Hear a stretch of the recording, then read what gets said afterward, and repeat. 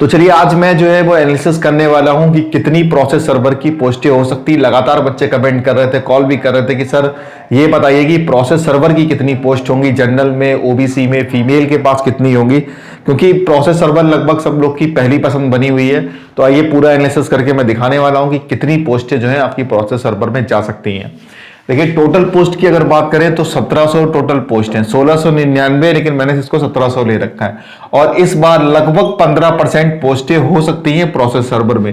ये 14% भी हो सकती हैं, 16% भी हो सकती हैं। ये मुझे कैसे पता चला कि तो मैंने 2016 और 2019 इन दोनों वैकेंसी का एनालिसिस किया था। तो हर बार लगभग 13, 14, 15% जो है वो पोस्टें होती हैं आपकी प्रोसेस सर्वर की। तो इसका अगर 15% हम लोग निकालते हैं तो 255 निकलेगा। अब हम लोग बात कर लेते हैं मेल के पास कितनी पोस्टें जाएंगी इसमें 255 में। तो यहां पे मैं लिख देता हूं यूआर, यहां पे ओबीसी, और यहां पर ईडब्ल्यूएस, यहां पर एससी और यहां पर एसटी लिख देते हैं। ठीक है, तो आपको पता है कि यूआर के पास 40% कोटा रिजर्व है। तो 255 का अगर आप लोग 40% निकालें तो 102 निकलेगा। और ओबीसी का आपको पता है कि लगभग 27% कोटा रिजर्व है। तो 27% अगर हम लोग निकालेंगे तो कितना निकलेगा, 68।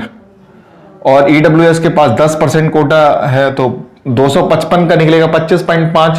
तो हम लोग क्या लेंगे, 25 लेंगे। भाई ऐसा तो है नहीं कोई आधा व्यक्ति जाएगा जॉब करने के लिए। और एससी का जो कोटा रिजर्व है वो लगभग 21% है। तो 21% निकालेंगे तो कितना निकलेगा, लगभग 53 निकलेगा। और एसटी का 2% कोटा रिजर्व है। तो 5 सीटें यहां निकलेंगी। थोड़ी बहुत सीटें एक आध ऊपर नीचे हो सकती हैं क्योंकि मैंने पॉइंट वाली सीट्स नहीं इंक्लूड करी है। ठीक है, अब फीमेल के में देखते हैं फीमेल के पास कितनी सीट्स जाने वाली है। तो फीमेल में देखिए यूआर नहीं होता है, फीमेल में जनरल होता है, ओबीसी होता है और ईडब्ल्यूएस होता है और एससी होता है और एसटी होता है।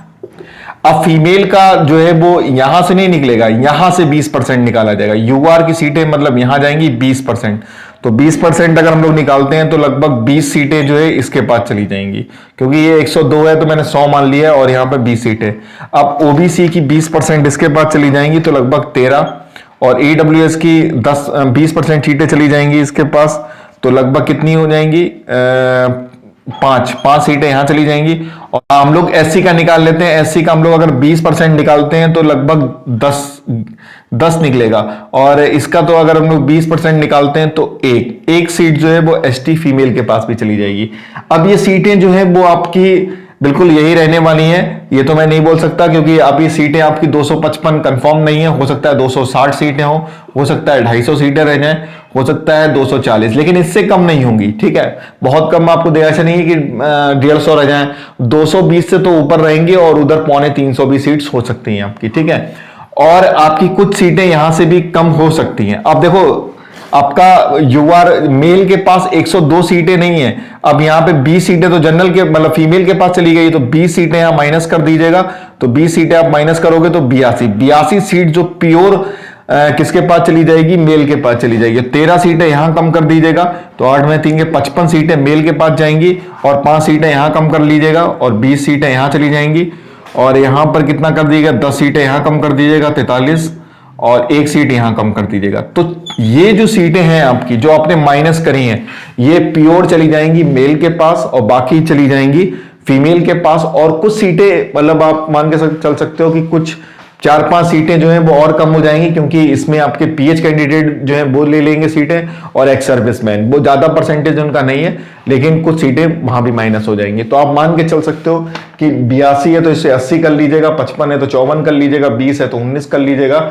अब यहां पर जो अच्छे मार्क्स जिसके होंगे तो उसको मिल जाएगी प्रोसेस सर्वर। अब आप मान के चलते हो जिनके 82 ऐसे बच्चे होंगे जिनके अच्छे नंबर होंगे और उनकी पहली पसंद भी जो है वो प्रोसेस सर्वर बनी होगी, तो उनको आराम से मिल जाएगी। अगर मान लीजिए नंबर आपके अच्छे हैं और आपकी सेकंड प्रेफरेंस प्रोसेस सर्वर है तो आपको नहीं दी जाएगी, आपकी जो पहली पसंद है वो दे दी जाएगी।